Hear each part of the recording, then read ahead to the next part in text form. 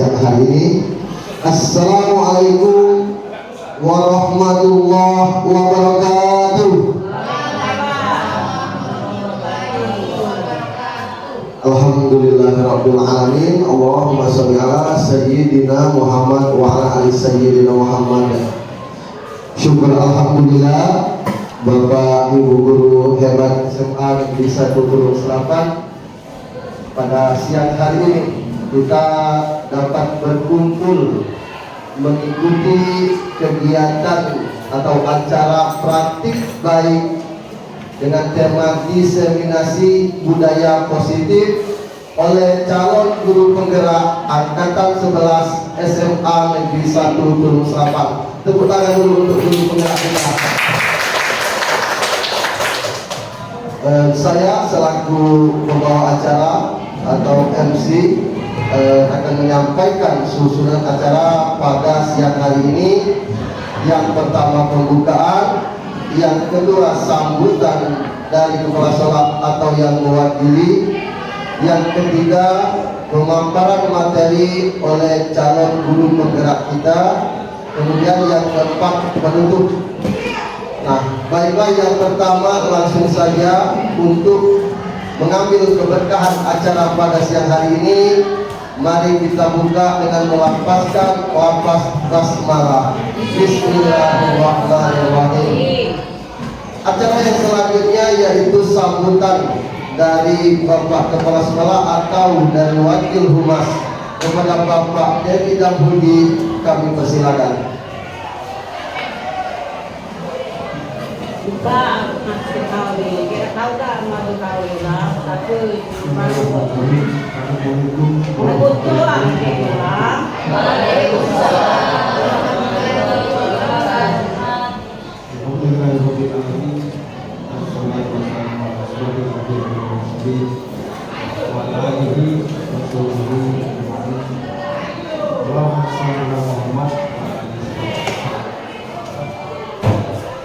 Dulu saya menyampaikan tentang pengantar pembuka dengan menyampaikan mohon maaf bahwa saya di sini hanya mewakili saja dari kepala sekolah. Karena kita sama-sama tahu apa kaget acara kita pada waktu itu. Jadi hanya sebagai pelengkap saja pengantar pembuka ini pimpinan atau kepala sekolah. Bapak Ibu sekalian, rekan-rekan sejawat saya hormati dan saya muliakan, yang tentu kita sama-sama bersyukur bahwa ada di antara guru-guru kita menjadi calon guru penggerak. Karena pada faktanya sosial saya sendiri tidak terlalu banyak berbuat rasa di sekolah ini, sehingga memang kita membutuhkan guru-guru penggerak yang mungkin nanti memberikan suatu pengalaman-pengalaman di lapangan yang terkait dengan beberapa rangkaian kegiatan yang ada di sekolah, baik itu berupa ide, gagasan, dan lain-lain seperti itu dari Ibu Rahmayuni maupun dari Pak Ade dan juga Ibu Tadi. Ya, barangkali di dalam hal ini nanti ada sesi-sesinya, kita akan jawab dan lain sebagainya untuk ada waktunya. Jadi itu saja barangkali yang perlu kami sampaikan pada kesempatan ini. Dengan mohon maaf. Namun sebelum itu tentu saja di dalam kegiatan ini kita sama-sama belajar nanti. Jadi di dalam proses kegiatan ini tentu saja kita sama-sama belajar, sama-sama memberikan suatu atau bertukar suatu hal yang terkait dengan apa-apa yang telah didapatkan daripada calon guru kita. Jadi itu saja. Assalamualaikum warahmatullahi wabarakatuh. Waalaikumsalam warahmatullahi wabarakatuh. Ya, terima kasih kepada Pak Dedi dan Budi yang telah memberikan sambutan atau kata pembukanya.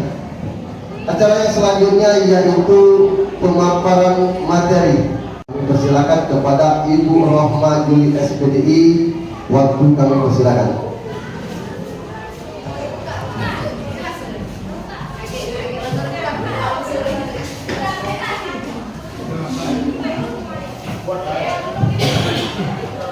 Baiklah, terima kasih kepada moderator, terima kasih juga kepada Bapak Ibu guru hebat semuanya karena sudah menyempatkan diri untuk hadir di dalam ruangan ini dalam acara diseminasi budaya positif.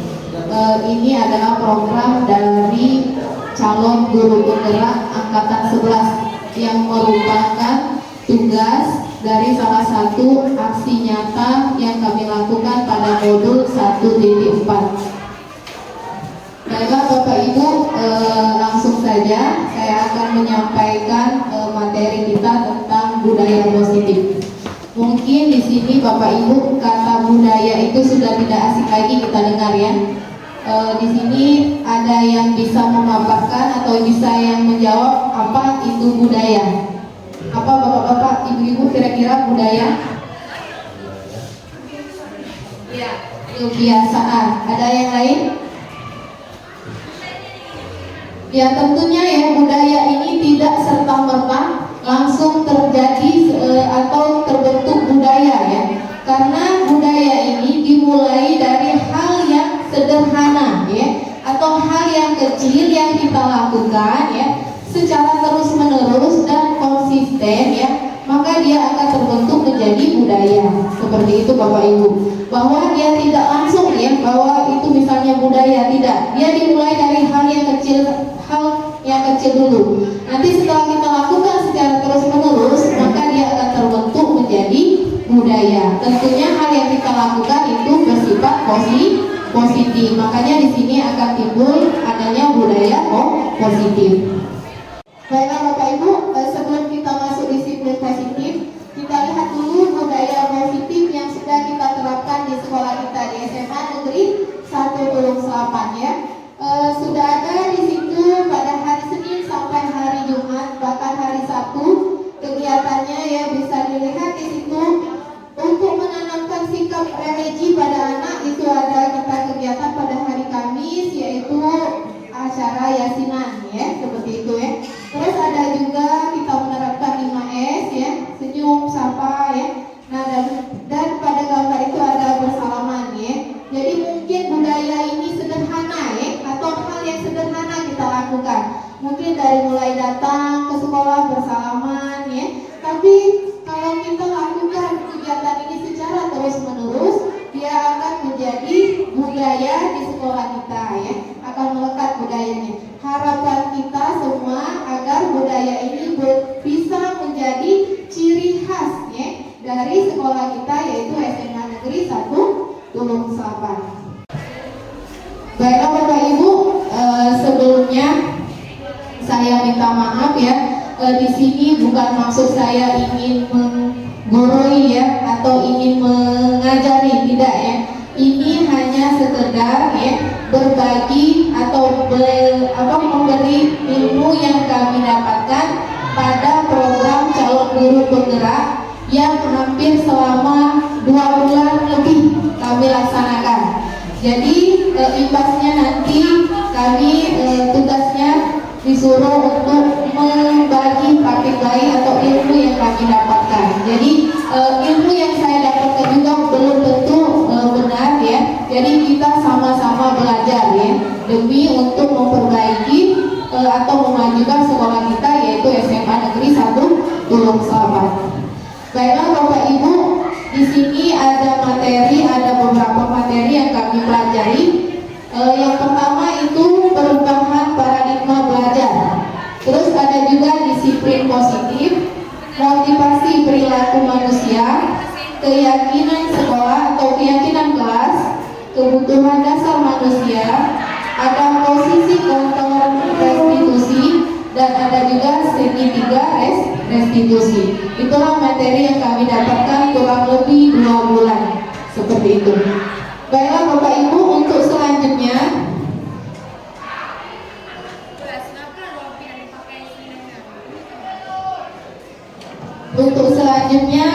saya membutuhkan 2 orang guru. Kira-kira siapa yang berhak yang mau maju? Kita bermain tentang membuka tangan dengan kepala, membuka tangan yang terkepal ya. Butati. Ya, kira-kira siapa dulu? Ada Butati. Ibu Yola mungkin untuk ibunya. Silakan Ibu Yola. Ya nanti saya jelaskan Ibu Yola. Terus yang merayu Bapak Tommy mungkin bisa maju ke depan. Dia tidak apa-apa. Dia yang cowok. Bapak-bapak. Ya. Tidak untuk berpegangan ya. Perhatikan. Tugasnya perhatikan. Sini Bapak Ibu. Tugasnya perhatikan. Ibu Yola menopang tangannya sekuat mungkin ya. Dengan tujuan bahwa dalam kepelan tangan Ibu Yola ini ada sesuatu hal yang rahasia atau sifatnya penting bagi Ibu Yola. Nah, tugasnya untuk Pak Tommy, dia merayu Ibu Yola supaya kepalan yang di tangan Ibu Yola ini terbuka ya. Bagaimana usahanya Pak Tommy, baik itu mungkin diberi hadiah atau diberi iming-iming, terserah. Yang penting kepala Ibu Yola bisa terbuka. Sudah siap? Pak Tommy sudah siap? Ya? Ya, ini Ibu Yola sudah menopang tangannya. Silakan Pak Tommy.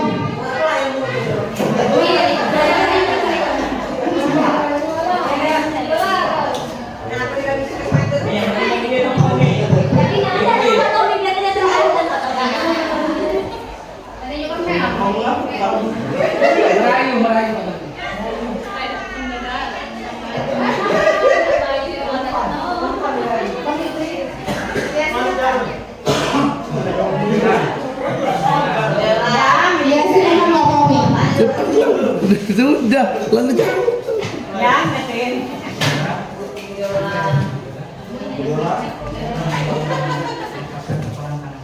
Bisakah kamu lepaskan kepala tangan? iyalah.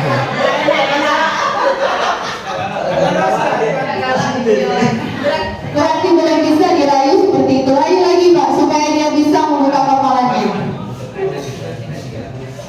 Ya, saya kasih hadiah mobil. Kalau mau lepas kepala tangan itu nanti pulang saya ajak makan. Tidak mau juga Ibu Yola menggiling-giling ya. Dia tidak mau melepas kepalanya. Ada lagi rayuan maafnya Pak Tommy ya, silakan.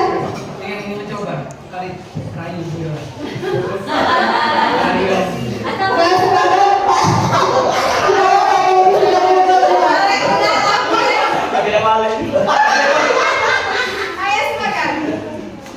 Kamu kasih hadiah. Nanti coba buka tangan. Nih hilang 1.000. Iya, beri tepuk tangan dulu untuk Pak Tommy dan Ibu Yola. Buka ya, ambil ini. Baiklah Bapak Ibu ya, berkenaan dengan materi tadi ya, ada beberapa miskonsepsi tentang teori kontrol ya. Bahwa di sini ilusi bahwa orang dewasa itu berhak memaksa ya. Kadang kita berpikiran bahwa kita orang dewasa bisa memaksakan kehendak kita kepada orang yang lebih muda ya, seperti itu hanya ilusi Bapak Ibu ya. Hanya yang bisa memaksa atau bisa mengontrol diri kita itu hanya diri kita sendiri ya. Buktinya sudah dilakukan oleh Pak Tommy dan Ibu Yola, bahwa apapun yang dilakukan Pak Tommy untuk merayu Ibu Yola untuk melepaskan genggaman tangannya ya, untuk membuka, tapi Ibu Yola tidak mau ya. Siapa yang mengontrolnya? Ya Ibu Yola sendiri ya. Jadi segala sesuatu itu yang bisa mengontrolnya itu hanya diri kita sendiri sendiri. Selanjutnya ada ilusi bahwa kritik membuat rasa bersalah mampu menguatkan karakter. Ya. Nah di sini juga ini merupakan ilusi juga Bapak Ibu. Selama ini mungkin kita sering mendengar ya, khususnya saya juga mengalami kalau zaman dahulu kalau anak tidak dikerasi maka dia tidak akan berhasil ya. Jadi anak itu harus dikerasi baru dia berhasil. Sebenarnya itu ilusi ya, bahwa anak itu ya yang bisa mengontrolnya, kembali kepada kontrol tadi, itu mereka sendiri. Jadi tidak bisa. Terus setelah kita memarahi anak ya, seperti misalnya ada siswa yang merasa berbuat kesalahan ya, terus kita marahi ya, atau kita kritik apa yang diperbuatnya itu salah, itu bukan mampu menguatkan karakter ya, maka sebaliknya dia bisa melemahkan karakter peserta didik ya. Jadi seperti itu, mungkin bisa menguatkan karakter tapi pada waktu tertentu atau jangka waktunya itu pendek seperti itu ya. Setelah kita marahi, akhirnya dia mungkin terlihat kuat di hadapan kita, tapi setelah itu dia timbul lemah seperti itu. Yang selanjutnya ilusi bahwa guru mengontrol murid. Nah ini sering terjadi pada diri kita ya, bahwa karena kita merasa kita guru, kita bisa mengontrol peserta didik. Itu salah, itu hanya ilusi ya. Yang benarnya ya, yang bisa mengontrol murid itu mereka sendiri ya. Jadi kita tidak bisa mengontrolnya. Jadi harus timbul dari diri mereka sendiri. Yang terakhir, ilusi bahwa semua penguatan positif, efektif dan bermanfaat ya, itu juga merupakan ilusi, bahwa setiap penguatan positif itu tidak semuanya akan bermanfaat. Bisa bermanfaat tapi jangkanya pendek ya. Misalnya penguatan dengan kita memberi hadiah ya. Dengan kita berikan hadiah mungkin siswa akan lebih semangat untuk belajar ya. Tapi itu jangkanya pendek, tidak bisa kita pakai untuk jangka panjang. Karena di saat kita tidak memberi hadiah lagi kepada siswa, maka siswa tersebut tidak akan berkreasi atau tidak akan menimbulkan belajar yang giat seperti itu. Makanya di sini dibilang jangkanya itu pendek ya, tidak bisa digunakan untuk jangka panjang ya. Nah ini ada sudah ya, bahwa bagaimana kita mengubah paradigma stimulus respon ke pendekatan teori kontrol. Yang pertama, kita mencoba mengubah orang agar berpandangan sama dengan kita. Ya seperti itu. Padahal yang benar itu kita berusaha memahami pandangan orang lain tentang dunia. Jadi di sini kita sering salah ya, bahwa kita bisa mengubah orang lain agar berpandang sama dengan kita. Sedangkan kita ketahui bahwa setiap orang itu pasti memiliki pandangan yang berbeda ya. Misalnya kita tahu bahwa saya contohkan bangunan itu misalnya luas sekali ya. Jadi mungkin di sini saya memandang bangunan itu mewah itu dari segi dalamnya, isi dalamnya seperti itu ya.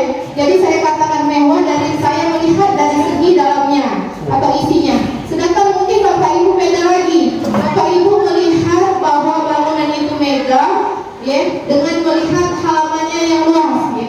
Jadi seperti itu. Jadi tidak bisa kita samakan pandangan orang yang satu dengan pandangan orang yang lain. Walaupun yang kita lihat itu sama seperti itu ya. Yang selanjutnya, perilaku buruk dilihat sebagai suatu kesalahan ya. Padahal yang benarnya itu semua perilaku memiliki tujuan. Jadi kalau misalnya ada siswa di dalam kelas yang membuat kesalahan ya, pasti mereka mempunyai tujuan tertentu. Ada hal yang diperlukan oleh peserta didik itu. Mungkin nanti kita bahas tentang kebutuhan dasar manusia.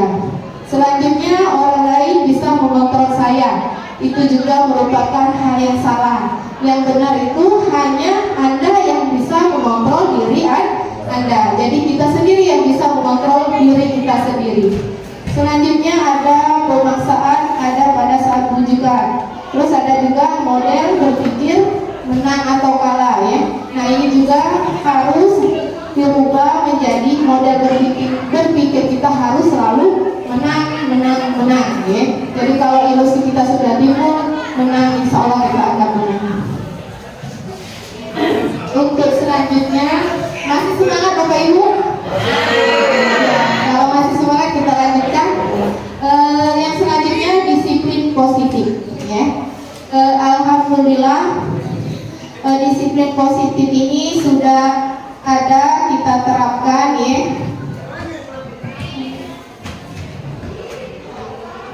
Penerapan yang dilakukan untuk mengajarkan kepada anak supaya memiliki sifat tanggung jawab ya, dan menumbuhkan kesadaran diri berdasarkan nilai-nilai kebajikan ya. Jadi disiplin positif ini lebih ke dimulai dari diri kita sendiri. Jadi harus kita yang memulainya seperti itu ya. Selanjutnya nilai-nilai kebajikan apa yang ada di situ? Nilai kebajikan itu adalah sifat-sifat positif ya. Sifat-sifat positif manusia yang merupakan tujuan mulia yang ingin kita capai secara individu. Terus ada juga nilai kebajikan itu sifatnya umum ya, atau universal. Dia lintas bahasa, suku bangsa dan maupun latar belakang. Tentunya nilai-nilai kebajikan itu harus ya mengacu pada profil pelajar Pancasila. Ada yang tahu Bapak Ibu apa saja nilai profil pelajar Pancasila? Yaitu beriman, bertakwa kepada Tuhan Yang Maha Esa. Selanjutnya mandiri ya. Siswa harus dididik secara mandiri. Terus bernalar kritis ya. Terus berkebinekaan global, gotong royong dan kreatif. Itu nilai-nilai kebajikan yang harus kita tanamkan pada peserta didik ya. Baiklah Bapak Ibu, untuk selanjutnya ada 3 motivasi perilaku manusia ya. Di sini 3 motivasi itu diantaranya yang pertama itu untuk menghindari ketidaknyamanan atau hukuman ya. Sering ya Bapak Ibu, siswa melakukan sesuatu itu karena dia tidak ingin dihukum ya. Misalnya siswa datang tepat waktu ya. Mungkin di sini motivasinya bukan dari dirinya sendiri, tetapi karena takut dihukum ya. Apalagi guru piket ya, seperti di sekolah kita misalnya guru piketnya Ibu Hartati misalnya atau Ibu Martela. Jadi mereka datang cepat itu bukan kemauan dari diri mereka sendiri, tapi ada motivasi yang datang dari luar ya. Itu namanya motivasi ekstrinsik ya, karena takut dihukum seperti itu.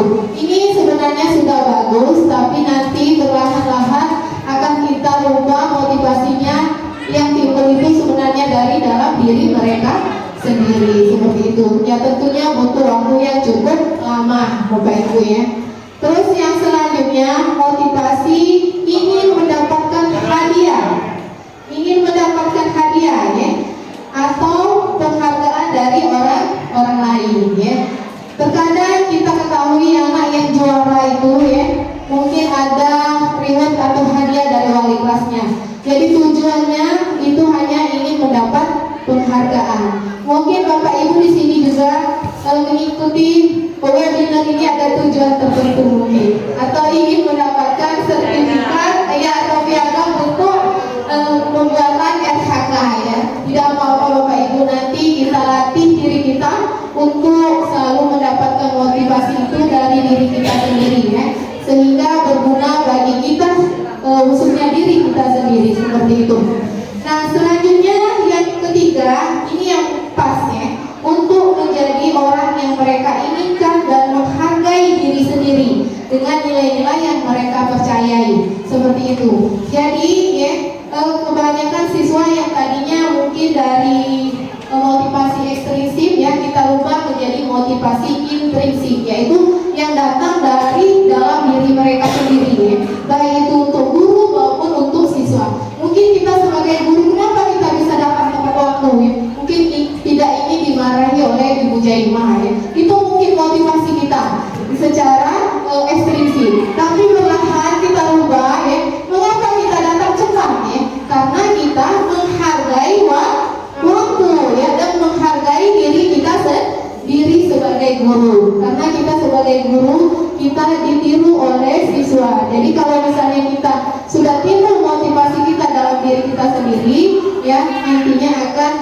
untuk kita melatih motivasi kepada siswa. Selanjutnya Bapak Ibu, apa itu restitusi? Ya, setelah kita belajar motivasi yang timbul itu ada 3. Nah, selanjutnya apa itu restitusi? Restitusi itu adalah proses menciptakan murid untuk memperbaiki kesalahan mereka, ya, sehingga mereka dapat kembali kepada kelompok mereka dengan karakter yang lebih kuat, ya, seperti itu. Jadi restitusi ini sifatnya misalnya kita memecahkan suatu masalah yang dihadapi anak. Jadi kita tidak langsung menunjuk bahwa atau mencari siapa yang salah, tapi di sini kita menguatkan anak dengan kesalahannya itu dia bisa menjadi orang yang sukses, maksudnya tidak merasa tidak lemah, maksudnya seperti itu ya. Nah, ini ada perbedaan antara hukuman, konsekuensi, dan restitusi ya. Kira-kira kalau hukuman itu apa Bapak Ibu sifatnya? Hukuman itu dilaksanakan secara tiba ya. Kita tidak bermaksud untuk menghukum anak itu pada saat itu, tetapi karena dia melakukan kesalahan ya, maka kita langsung menghukum ya. Jadi hukuman itu secara tiba-tiba. Sedangkan kalau konsekuensi sudah kita buat ya. Jadi konsekuensi itu sudah kita buat. Apabila anak melakukan kesalahan seperti ini, konsekuensinya seperti ini ya. Jadi perbedaannya, kalau hukuman itu secara tiba-tiba, kalau konsekuensi itu dia sudah disepakati secara bersama ya. Misalnya kesepakatan kelas berarti sudah kita sepakati dengan anak-anak ya secara bersama ya, bahwa sudah setuju. Kalau melanggar ini berarti hukumannya seperti ini ya. Terus yang selanjutnya, murid tidak tahu apa yang akan terjadi ya, dan tidak dilibatkan. Kalau hukuman pasti dia tidak tahu peraturan apa yang dilanggar ya, mereka tidak dilibatkan. Sedangkan kalau konsekuensi itu kita yang membuatnya secara bersama ya. Jadi kita tahu, oh berarti kalau aku melanggar ini konsekuensinya seperti ini. Oh misalnya aku melanggar tidak memakai pakaian seragam atau terlambat datang ke kelas, konsekuensinya saya akan membersihkan lapangan, seperti itu ya. Itu bedanya antara hukuman dan konsekuensi ya. Selanjutnya ada juga, nah Bapak Ibu silakan ditebak nomor 1. Kira-kira itu termasuk hukuman atau konsekuensi? Mencatat 100 kali di dalam buku dengan kalimat saya tidak akan terlambat karena terlambat ke sekolah. Kira-kira itu hukuman apa konsekuensi Bapak Ibu? Ya, hukuman ya. Nomor 2, lari mengelilingi lapangan basket 2 kali karena terlambat hadir di sekolah. Hukuman atau konsekuensi? Konsekuensi. Kenapa Ibu Martela konsekuensi? Bisa dijelaskan Ibu Martela? Kan itu kan sudah ada kalimat.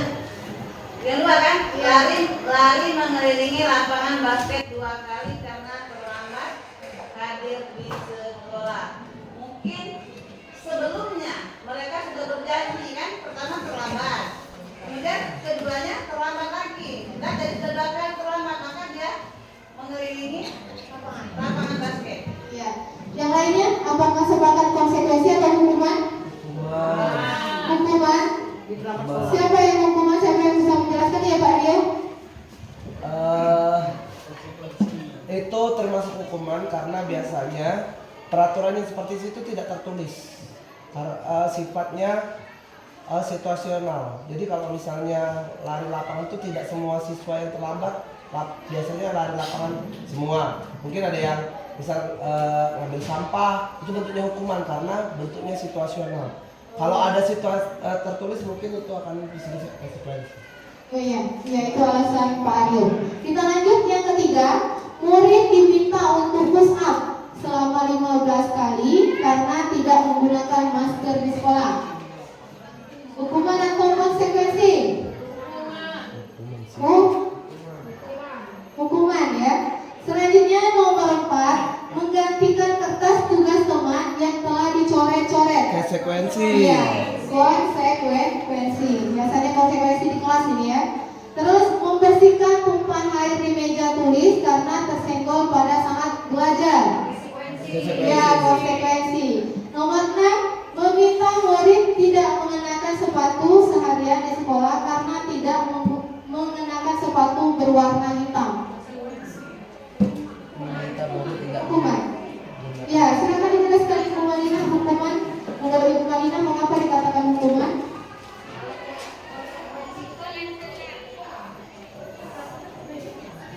Itu menurut saya hukuman, karena kalau konsekuensi itu kan kesepakatan yang ada.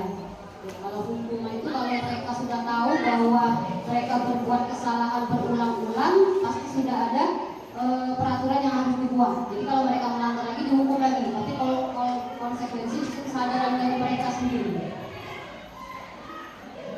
Ya, terima kasih. Selanjutnya yang terakhir ya, lari mengelilingi lapangan basket sebanyak 2 kali karena terlambat 10 menit untuk pelajaran penjas. konsekuensi. Hukuman dan konsekuensi. Bisa konsekuensi sih itu. Bisa konsekuensi itu.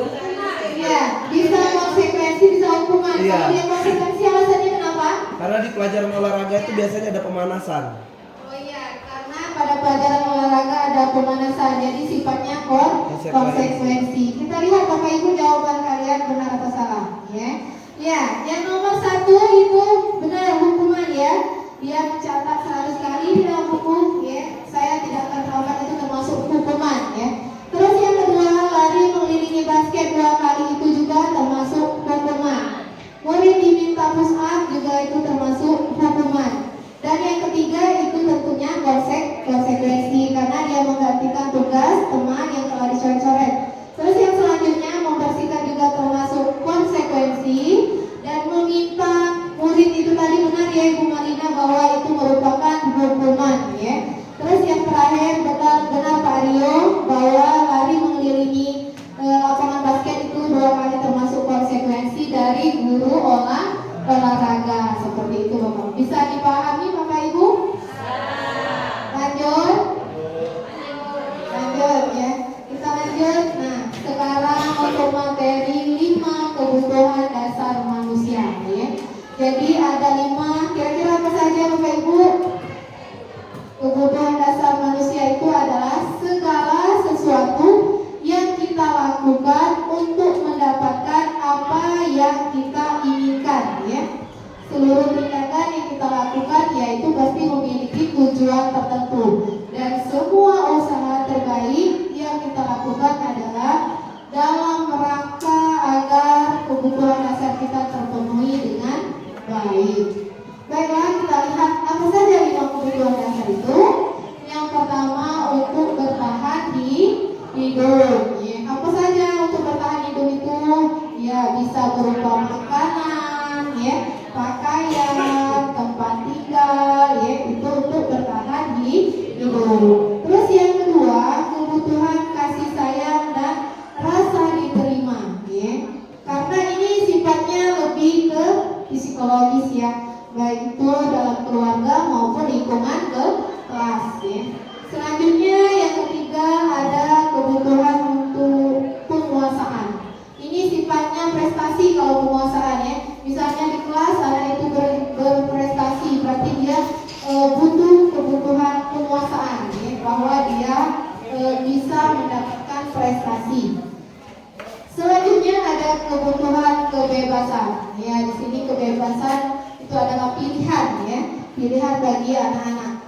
Terus yang selanjutnya ada kebutuhan kesenangan yang terakhir ya, bisa bermain di dalam kelas ya, bisa humor ya, seperti itu ya. Itu adalah kebutuhan kesenangan. Perhatikan, di sini ada cerita ya. Saya bacakan cerita, Bapak Ibu perhatikan kira-kira kebutuhan apa yang ingin dimiliki oleh siswa ini, yaitu Tommy ya. Kebetulan guru kita ada yang bernama Tommy ya. Saya bacakan ya, disimak Bapak Ibu. Ibu Sulaika adalah guru wali kelas 9H, sedang bingung menghadapi ulah salah satu murid di kelasnya, yaitu yang bernama Tommy.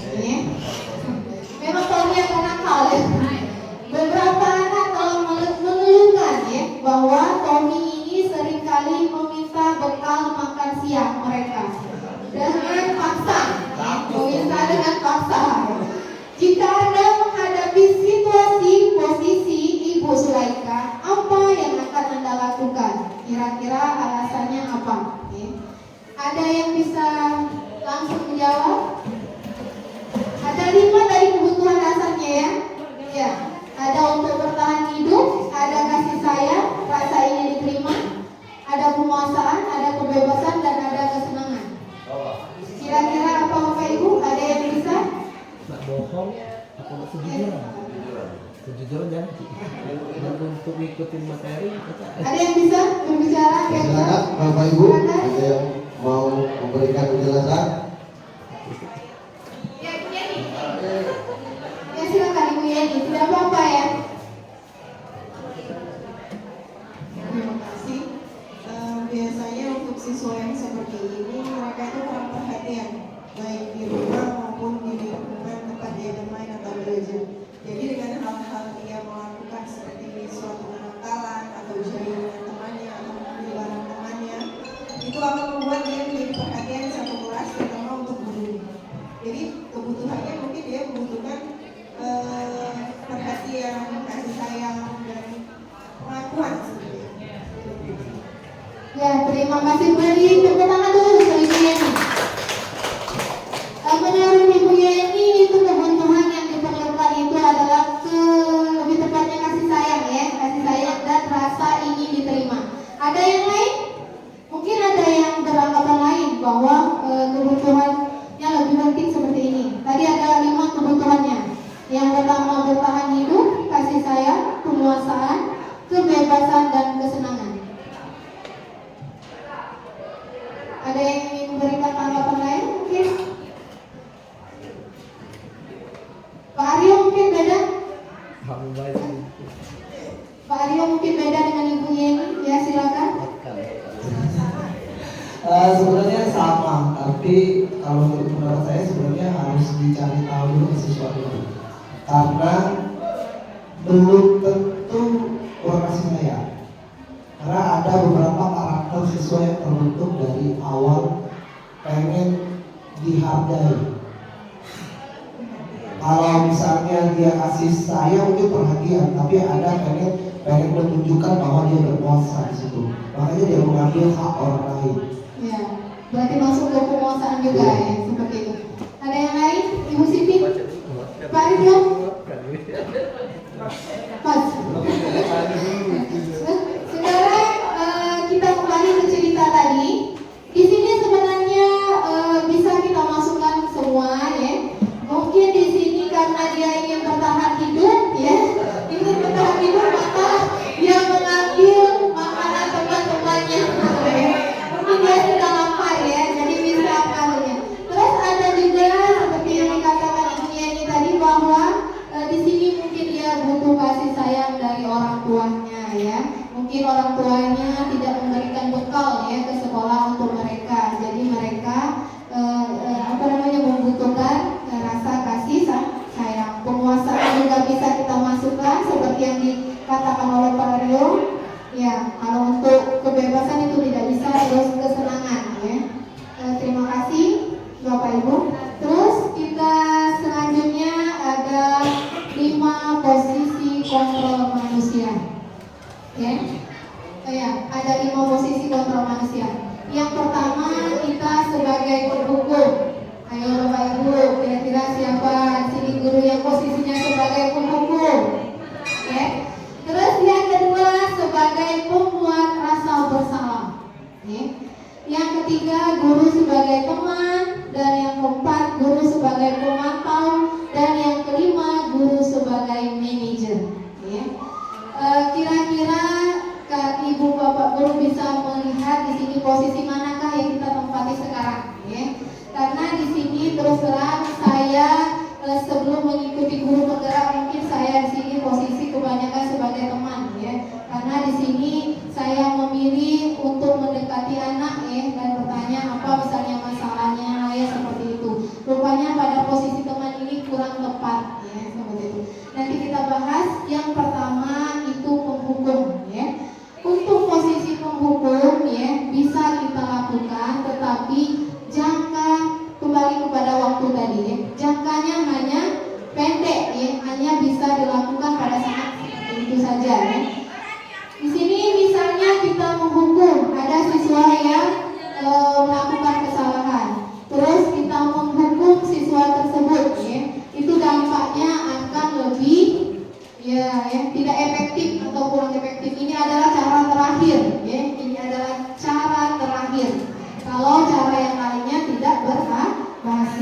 Terus membuat rasa bersalah, ya.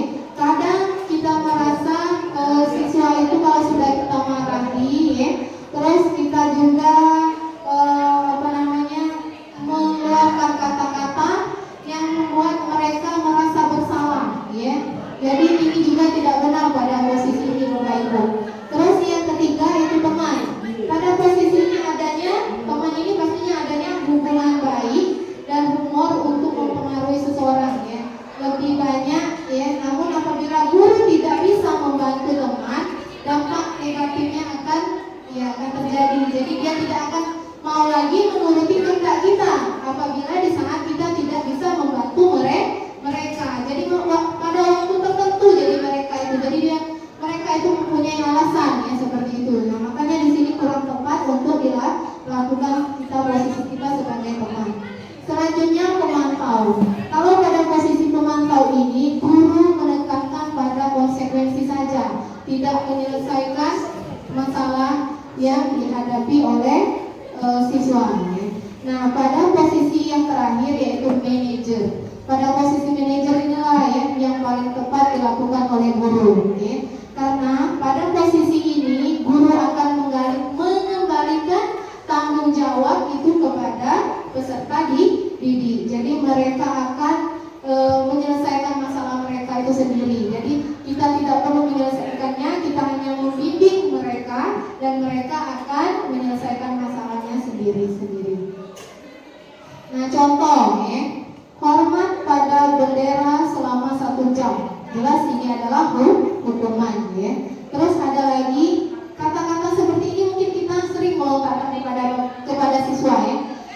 Berapa kali ibu harus memberitahu kamu selalu saja mengecewakan ibu. Nah, kata mengecewakan ini tidak bisa kita pakai, ya, karena ini membuat anak merasa bersalah. Maka di sini hilang motivasi, ya, hilang motivasi atau timbul kreatifnya hilang, tidak timbul seperti itu karena dia merasa bersalah. Nah, ini kurang tepat juga untuk kita lakukan. Terus di sini, ayo dong ikuti aturan sekolah, tolong bantu ibu, ya, sekali ini. Ya sudah, tidak apa-apa, lain-kali jangan sampai berbuat seperti ini. Sering kita melakukan seperti itu, ya. Kita pikir supaya siswa menurut apa yang kita perintahkan. Memang siswa menurut, tapi pada saat waktu tertentu, ya. Selagi kita bisa membantu, maka dia menuruti. Tapi selagi kita tidak bisa membantu, mereka tidak akan menuruti kehendak kita. Begitu juga dengan guru lain. Mungkin pada saat tertentu dia mengikuti, tapi dengan guru lain tidak. Seperti itu dampaknya, ya. Terus pemantau ini mungkin di sini ada kata-kata kamu sedang melanggar peraturan sekolah. Kamu tahu konsekuensinya. Setelah upacara nanti kamu beli atribut ke koperasi dan jangan diulangi lagi. Nah, ini mungkin sering kita lakukan, ya. Itu namanya sebagai pemantau, ya. Itu sebagai pemantau. Di sini kita tidak menanamkan karakter pada anak seperti itu, ya.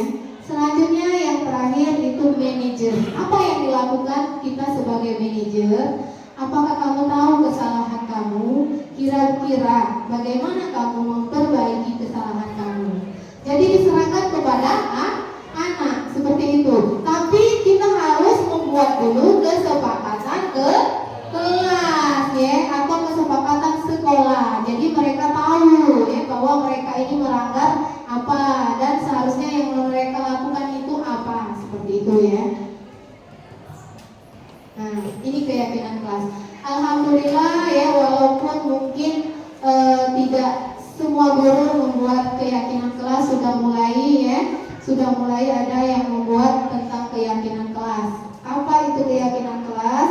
Keyakinan kelas itu kesepakatan yang sudah kita yakini secara bersama, ya.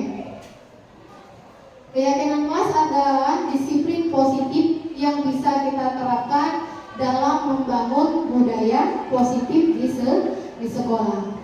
Terus guru berperan dalam melakukan diskusi dengan siswa untuk membentuk suatu keyakinan kelas atau keyakinan sekolah. Tentunya kita harus membuat ini dulu biar tahu ya siswa itu apa yang dilanggar, keyakinan apa, nilai apa yang mereka langgar seperti itu.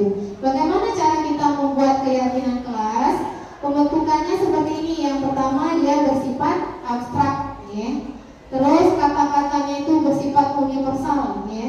Dibuat dalam pernyataan yang sifatnya positif ya. Misalnya saling menghargai ketika berada di dalam kelas seperti itu ya. Membuang sampah pada tempatnya misalnya seperti itu ya.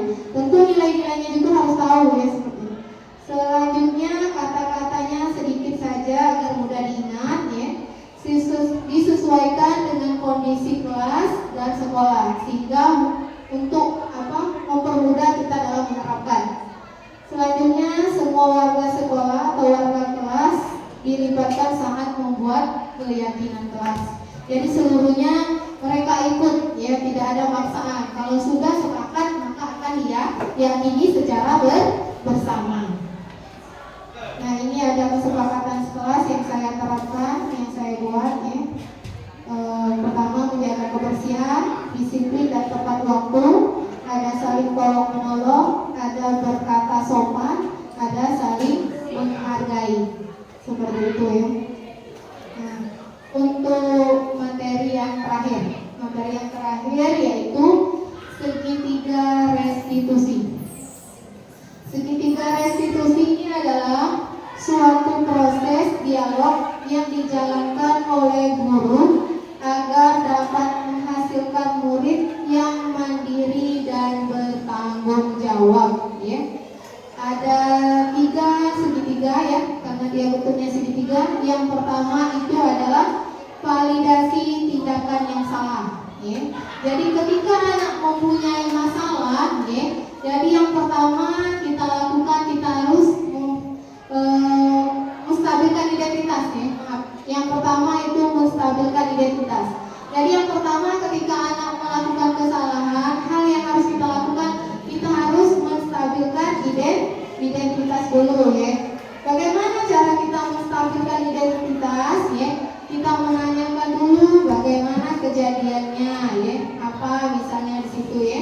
Terus kita berkata pada siswa itu ya, bahwa berbuat salah itu adalah hal yang wajar ya. Jadi siswa itu tidak merasa bersalah atau tidak merasa cemas ya. Jadi kalau misalnya kita melihat siswa ada yang berkelahi ya, terus kita langsung marahi, jadi mereka kan merasa tidak stabil ya, emosi atau apanya. Jadi yang pertama fungsi kita sebagai guru yaitu harus menstabilkan identitas. Jadi mereka yang bersalah itu kita buat sehingga mereka tidak merasa bersalah seperti itu. Nah, jadi dengan mudahnya kita akan lebih mudah untuk berdiskusi dengan mereka. Misalnya tadi kata-katanya berbuat salah itu wajar ya, itu ya perlu kita terapkan seperti itu.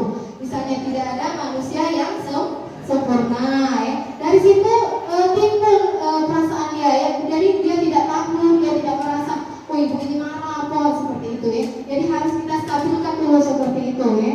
Misalnya bapak ibu tidak mau mencari siapa yang salah, tapi di sini kita ingin mencari solusi dari permasalahan. Itu ya berarti menstabilkan identitas. Terus baru kita validasi tindakan yang salah. Tindakan yang bagaimana yang dia lakukan yang tidak sesuai dengan nilai-nilai kebajikan atau nilai-nilai yang sudah kita buat dari awal tadi, yaitu keyakinan ke kelas. Kira-kira apa misalnya? Nah, bagaimana kata-katanya yang kita lontarkan kepada siswa? Kamu pasti punya alasan nak, kenapa kamu melakukan hal tersebut misalnya kan? Pasti dia mempunyai tujuan ya. Kembali ke kebutuhan dasar manusia tadi ya. Apakah dia misalnya kurang kasih sayang, ataukah dia ingin perlu penguasaan ya, seperti itu. Terus kita bisa juga mengutarakan bahwa padahal kamu bisa melakukan hal yang lebih buruk lagi dari itu. Itu bisa juga kita gunakan untuk memvalidasi tindakan yang salah. Selanjutnya kamu pasti bangga karena telah dilindungi sesuatu yang penting buatmu. Ada lagi kamu melakukannya karena mempertahankan sesuatu yang penting bagimu ya. Itu kata-kata validasi tindakan yang salah yang bisa kita terapkan nanti jika ada siswa yang yang terakhir kita menanyakan keyakinan. Keyakinan ini tentunya sudah kita buat. Kalau belum kita buat, kita tidak bisa menanyakannya. Makanya yang pertama itu kita harus membuat keyakinan ke kelas, ya. Keyakinan kelas yang sudah kita sepakati secara bersama, ya. Atau keyakinan sekolah seperti itu, kesepakatan sekolah. Karena kan sifatnya di sini kita banyak peraturan, ya, peraturan tata tertib sekolah. Nah, kita berubah menjadi keyakinan sekolah seperti itu. Jadi mereka bisa tahu misalnya apa keyakinan kelas kita, misalnya seperti itu. Nilai-nilai apa yang telah disepakati bersama, seperti itu bisa juga, ya. Bahwa kamu ingin menjadi orang yang seperti apa, ya. Itu untuk menanyakan keyakinan ke kelas. Bagaimana Bapak Ibu? Bisa lanjut? Lanjut? Atau mau es briefing oleh Pak Andre? Es briefing dulu ya sebentar, ya. Terima kasih. Assalamualaikum warahmatullahi wabarakatuh. Kelihatannya sudah pada lesu semua ya. Saya akan mencoba untuk briefing sebentar. Bapak Ibu mohon berdiri sejenak. Kita tes konsentrasi Bu, Mas ya. Saya tadi lihat di belakang Pak Ali sudah lesu banget. Pak Ali, Pak Ulu Siti ikuti perintah saya ya. Bahwa ini ada tangan di atas, ini tangan di samping, ini tangan di depan. Oke? Ini tangan di atas ya. Ini tangan di samping, ini ke depan, ini ke bawah. Ya. Ikuti ya. Ini tangan di atas kan? Ini tangan di samping, ini depan, ini bawah. Sekarang ikuti gerakan saya. Oke? Sekarang tangannya di depan. Tangannya di atas.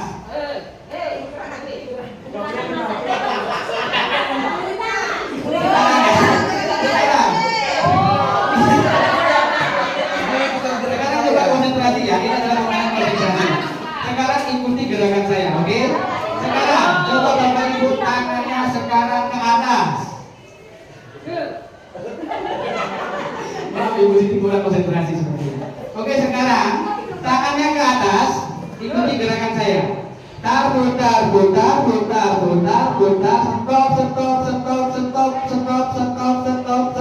stop. Oke, sekarang tangannya ke samping.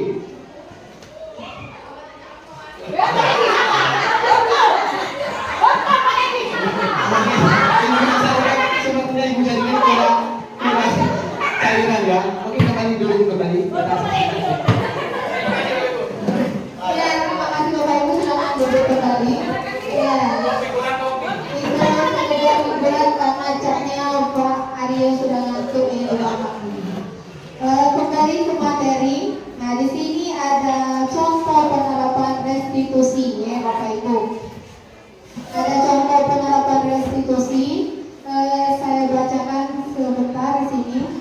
Guru matematika dan wali kelas 8 Ibu Sani sedang sakit, ya, sehingga tidak bisa masuk dan mengajar. Akhirnya dicarikan guru pengganti, ya, yaitu nama guru penggantinya yaitu Ibu Eni. Ibu Eni ini baru 2 tahun menjadi guru SMP, ya, jadi guru baru, ya, Ibu Eni. Terus beberapa murid perempuan, Pipi dan Natali mengetahui hal ini dan mulai menggunakan kesempatan karena dia tahu Ibu ini adalah guru baru, ya. Lalu Pipi dan Natali mengetahui mengambil kesempatan untuk bersikap seenaknya, tertawa dan tidak memindahkan kehadiran Ibu ini. Jadi dianggapnya dimain-mainkannya di dalam kelas seperti itu, ya. Terus Ibu Eni mencoba menyapa Pipi dan Natali dengan ramah sambil mengingatkan mereka untuk tetap fokus pada pengerjaan tugas. Apa yang dikatakan Ibu Eni? Ayolah tugasnya dikerjakan. Nanti Ibu ditegur oleh kepala sekolah, ya. Nanti Ibu ditegur oleh kepala sekolah. Kalau kalian tidak kerjakan tugas, tolong bantu Ibu ya. Seperti itu, ya. Jadi dibujuk oleh Ibu Eni. Namun Pipi dan Natali malah jadi tertawa, ya. Jadi Ibu santai saja Bu, mereka tetap tidak mau mengerjakan tugas dan malam mengobrol.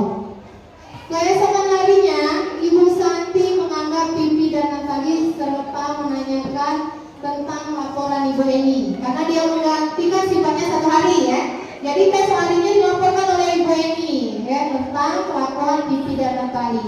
Ibu Santi menanyakan apakah mereka bersedia melakukan perbaikan permasalahan yang ada. Maksudnya memperbaiki kelakuannya, kesalahannya yang diperbuat. Pipi dan Natali sempat ragu-ragu dan membela diri. Namun pada akhirnya dia mengatakan akan meminta maaf. Ya. Ibu Santi menanggapi bahwa tindakan itu boleh saja dilakukan bila mereka sungguh-sungguh ingin meminta maaf. Namun Ibu Santi menanyakan kembali apa yang mereka bisa lakukan untuk menggantikan rasa tidak dihormati Ibu Santi. Baik Pipi maupun Natali telah mengakui kesalahan, telah mengakui bahwa perilaku mereka tidak sesuai dengan keyakinan kelas. Ibu Santi melanjutkan kembali apa yang akan mereka lakukan untuk memperbaiki masalah. Apakah ada gagasan? Ya. Setelah berpikir sejenak, Natali dan Pipi mengusulkan bagaimana kalau mereka mengadakan sebuah diskusi kelompok dengan teman-teman sekelasnya. Tema yang mereka pilih adalah penerapan keyakinan kelas, terutama tentang sikap saling menghormati dan bagaimana penerapannya di kehidupan sehari-hari di sekolah. Usulan kedua adalah mengirim email kepada Ibu Eni, karena sifatnya Ibu Eni tidak masuk lagi kelas itu ya, dia hanya menggantikan, bahwa mereka telah memberitahu kepala sekolah alasan bila lain waktu ada ketiadaan guru maka mereka akan mengusulkan Ibu Eni sebagai guru pengganti. Baiklah Bapak Ibu, dari cerita ini kita tadi kan sudah belajar cara penyelesaiannya. Kira-kira bisa diorek-orek di kertas. Menurut Bapak Ibu ya, cerita ini pada kata-kata apa ya, atau posisinya sebagai apa? Tadi kan ada 5 posisinya ya. Sebagai apa tadi Bapak Ibu? Posisinya tadi ada posisinya penghukum, terus apa lagi? Pembuat rasa bersalah, teman, pemantau, atau manajer. Kira-kira Ibu, bukan Ibu ininya, Ibu Santi. Kira-kira Ibu Santi itu menempatkan dirinya pada posisi apa? Alasannya apa? Iya. Terus kebutuhan yang dimiliki, yang harus dimiliki oleh Pipi dan Natali tadi apa? Ya. Ada yang sudah siap? Bapak Wong mungkin? Gimana ulangi yang cerita tadi apa? Cerita tadi ya?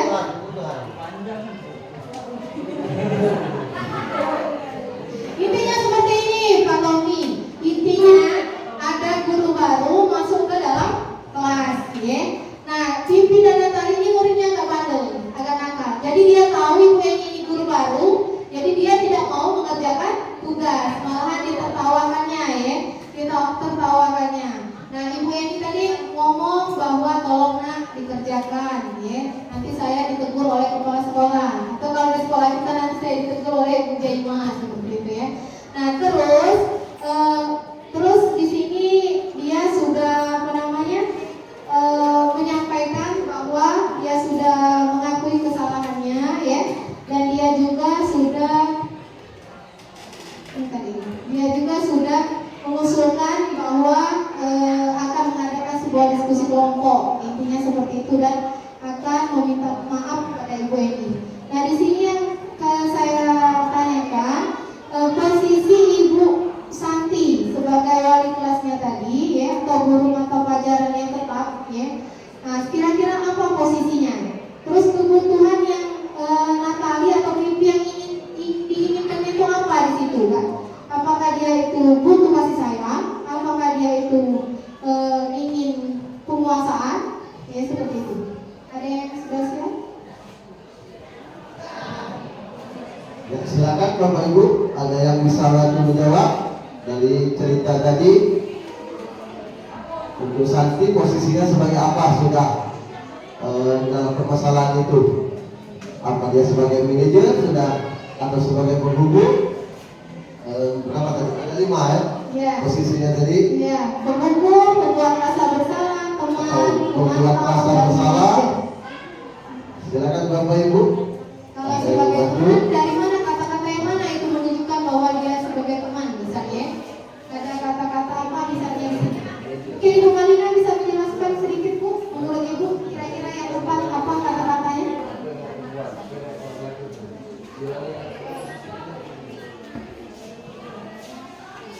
Bu Siti?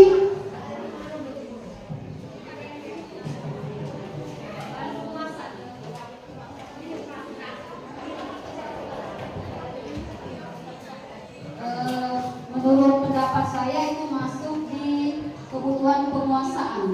Tapi kan itu pendapat saya. Kenapa? Karena mereka pengen menonjolkan diri mereka, ya. Apalagi kepada hal-hal yang mereka temui yang baru, misalnya ada guru yang baru. Jadi mereka merasa bahwa mereka itu pengen menunjukkan kepada guru tersebut bahwa saya ini seorang penguasa ya, orang-orang yang dianggap lebih dalam kelas itu. Mungkin itu pendapat saya. Sampai ke posisi Bu Santi, manajer. Oh, untuk posisi Bu Santi ada berapa? Ada manajer,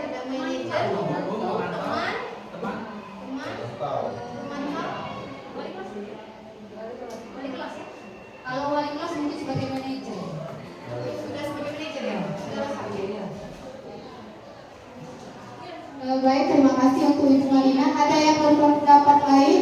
Di sini Ibu Malina mengatakan bahwa dia lebih ke arah sebagai pemantau posisinya ya, manajer untuk Ibu Santinya. Sedangkan untuk Pipi dan Natali itu lebih membutuhkan penguasaan. Itu kalau pendapat dari Ibu Malina.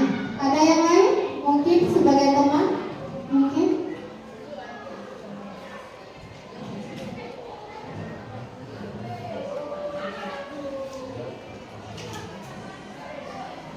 Mungkin lain beda pendapat. Kalau untuk posisi Ibu Santi sepakat dengan Ibu Malina bahwa dia sudah selaku manajer gitu. Kalau untuk posisi Ibu Santi, kalau Vivi dan Natali untuk katanya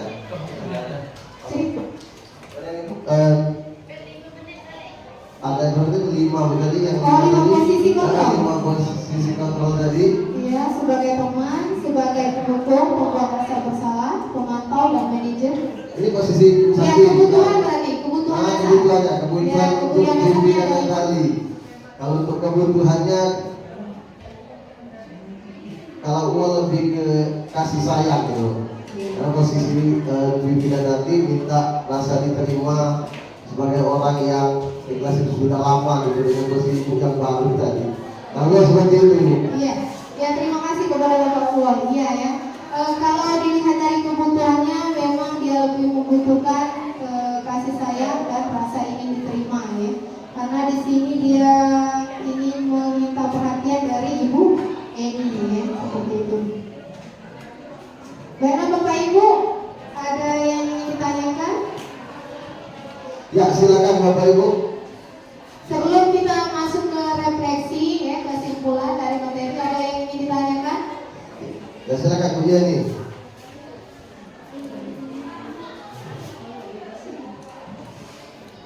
Terima kasih. Yang ingin saya tanyakan mengenai materi segitiga distribusi. Itu kan tadi ada segitiga distribusi itu stabilitas, validasi data yang salah, kemudian menanyakan Keyakinan. Bisa tidak mencantumkan secara ringkas misalnya dalam sebuah kasus di sekolah kita terutama untuk menerapkan segitiga restitusi itu sendiri. Terima kasih. Ya, satu lagi Pak Umar. Ya silakan Bapak Ibu yang menambahkan pertanyaan satu lagi untuk Ibu Roma sebagai pemateri. Ibu Winda mungkin ada pertanyaan. Oh ya, Ibu Malina silakan. Assalamualaikum warahmatullahi wabarakatuh. Waalaikumsalam warahmatullahi wabarakatuh. Dari paparan materi sangat bagus sekali, judulnya tentang disiplin positif. Cuman untuk penerapan sekolahan yang ekstra keras ya. Kalau untuk keyakinan kelas, Bu Roma, saya sudah membuat kesepakatan kelas dari awal. Kesepakatan kelas itu saya tunjukkan kepada siswa, mereka bebas untuk memilih apa yang harus mereka sepakati. Kalau sudah mereka sepakati, mereka harus tulis di buku catatan di paling awal, dibuat tanda tangan di bawah mereka, ya, di bawah kesepakatan kelas itu. Setelah itu mereka harus menyetujui poin-poin yang ada. Kalaupun melanggar, mereka harus menerima konsekuensi yang ada. Nah, itu sudah saya jalankan. Salah satunya karena saya mengajar pelajaran sejarah Indonesia di jam pertama, khususnya hari ini, ya. Saya harus tepat waktu dulu masuk ke kelas. Alhamdulillah saya sudah berusaha tepat waktu dan siswa juga sudah sebagian yang bisa tepat waktu. Pada tahap pertama saya kasih pengarahan dulu kalau mereka terlambat. Tapi tahap ketiga, kalau mereka sudah melanggar, saya tidak bisa berbuat apa-apa. Saya tidak suruh mereka masuk ke kelas dengan poin bahwa mereka di situ berada di luar posisinya. Jadi kalau lebih dari 3 kali mereka terlambat, otomatis nilainya akan berpengaruh. Nah, yang jadi masalah terkadang menerapkan disiplin positif ini tidak mungkin bisa berhasil kalau cuma 1, 2 orang, 3 guru yang rajin datang. Karena kalau saya perhatikan di hari Selasa cuma ada beberapa orang yang tepat waktu. Jadi mereka mengatakan sudahlah, paling ibu itu yang rajin 1, 2, 3, yang lainnya bisa terlambat.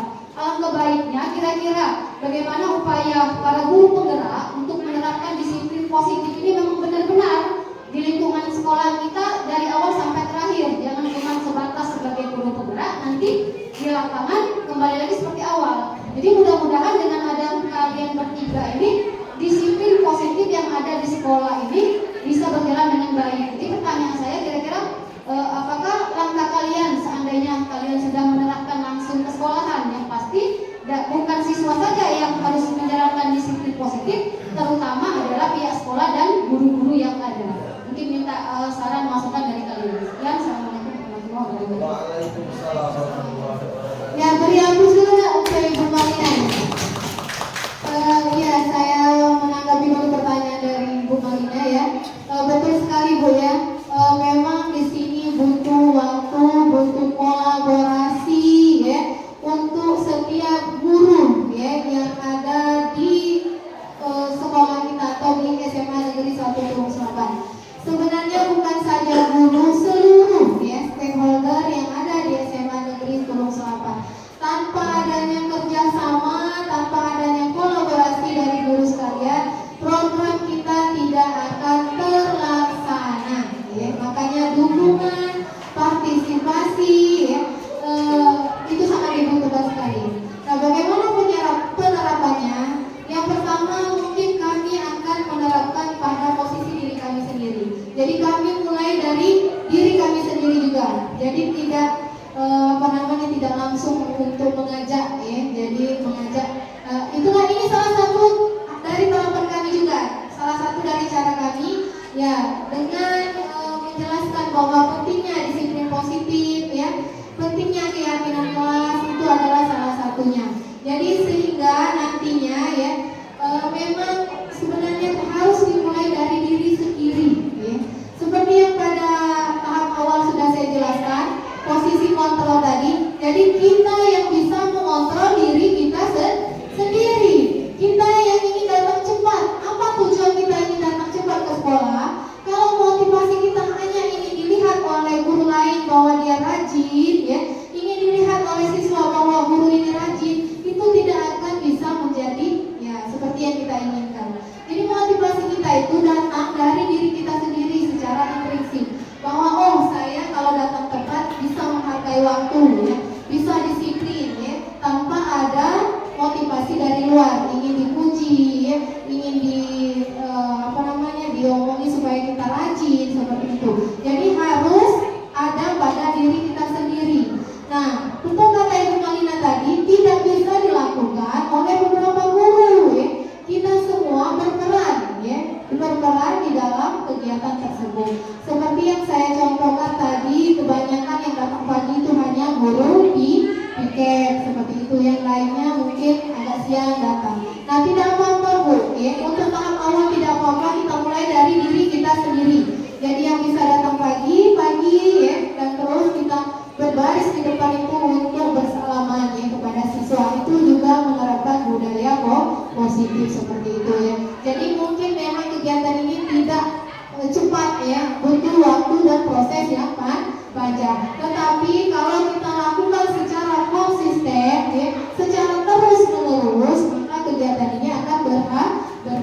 Seperti yang dikatakan oleh Ibu Marina ya, keyakinan kelas.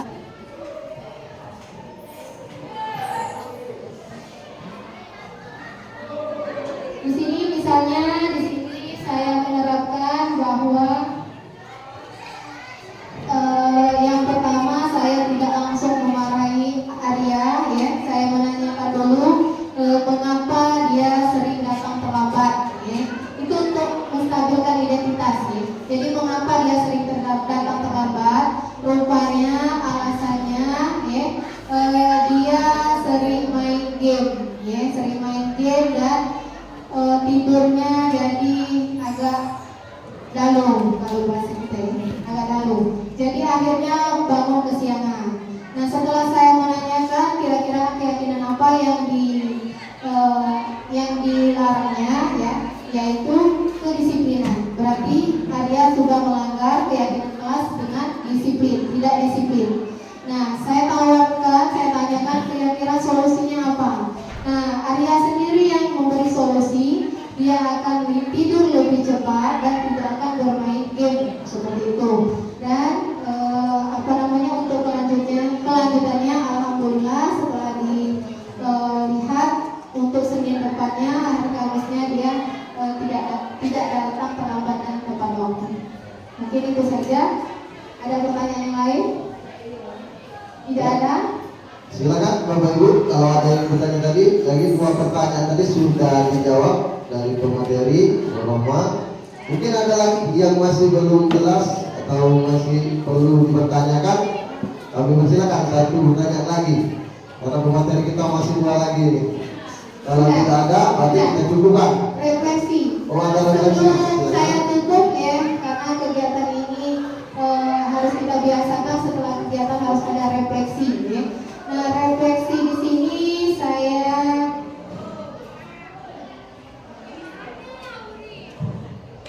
refleksi. Yang pertama, bagaimana perasaan Anda setelah mengikuti kegiatan hari ini? Terus yang kedua, hal baru apa saja yang Anda dapatkan setelah mengikuti kegiatan ini? 2 orang saja mungkin, siapa yang bisa mengutarakan? Farid, mungkin Farid mau ngomong. Silakan Farid. Ada yang lain? Ayo. Pak Tommy. Perasaannya bagaimana setelah mengikuti kegiatan ini? Terus ilmu atau hal baru yang apa yang Pak Tommy dapatkan setelah mengikuti kegiatan ini? Silakan tegak Pak Tommy.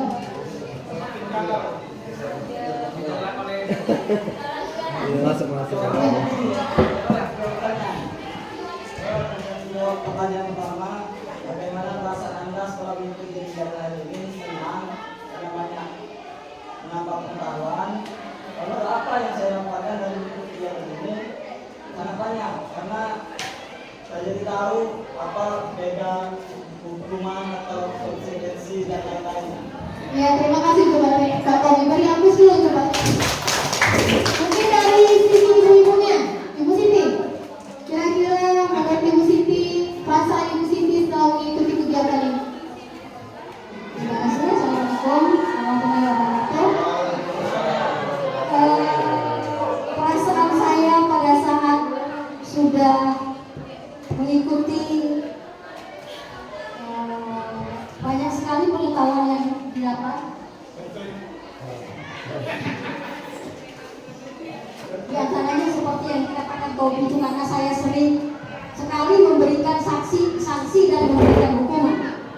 Akan tetapi mungkin ke depannya, kalaupun kolaborasi ini memang tetap berlanjut, memang satu yang harus kita tandai bahwasanya keteraturan kelas dan kesepakatan kelas itu memang harus dibuat oleh guru.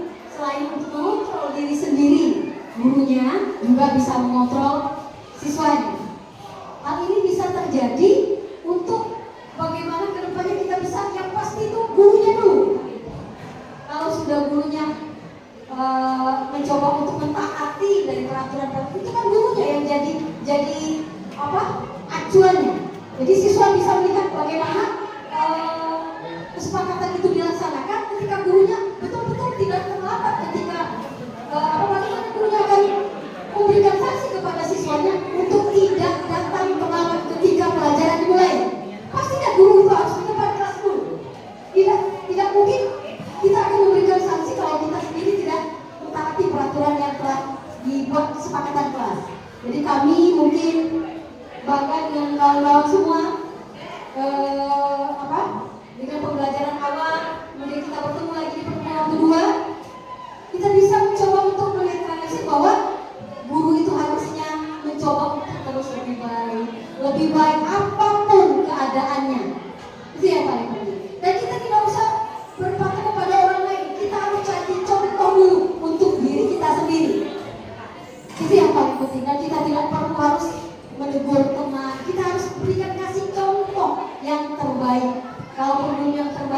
yang seadanya dulu pada pertama.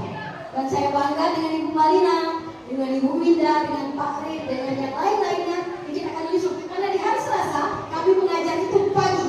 Jadi anak-anak semua bersemangat untuk datang masuk jam 7 kami sudah ada di dalam kelas. Terima kasih.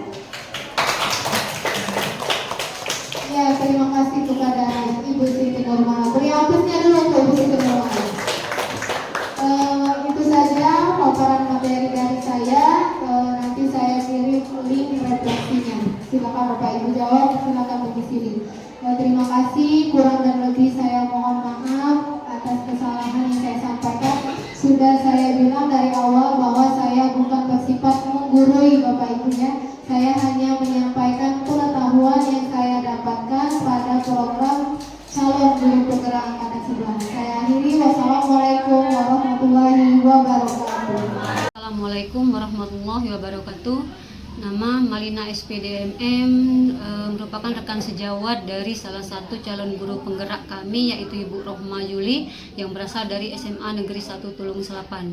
Dari kegiatan yang sudah dilaksanakan pada hari ini, yaitu diseminasi kegiatan budaya positif, alhamdulillah banyak membawa perubahan, khususnya dampak yang positif bagi saya sebagai guru.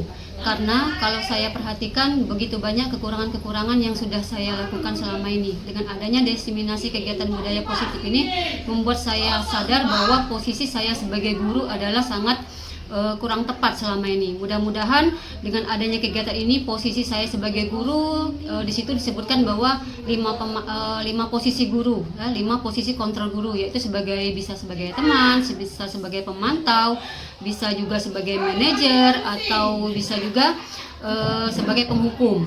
Di mana selama ini saya cuma memposisikan saya cuma di salah satu dari 5 posisi kontrol guru.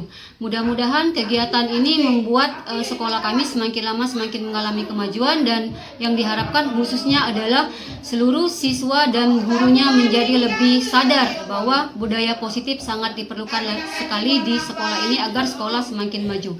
Mungkin ini saja harapan dari saya ke depannya, semoga guru penggerak khususnya Ibu Rohma Yuli ini bisa membawa kemajuan, bisa terus menggerakkan seluruh warga sekolah ini menjadi sekolah yang memang benar-benar berkualitas. Mungkin ini saja, sekian. Assalamualaikum warahmatullahi wabarakatuh.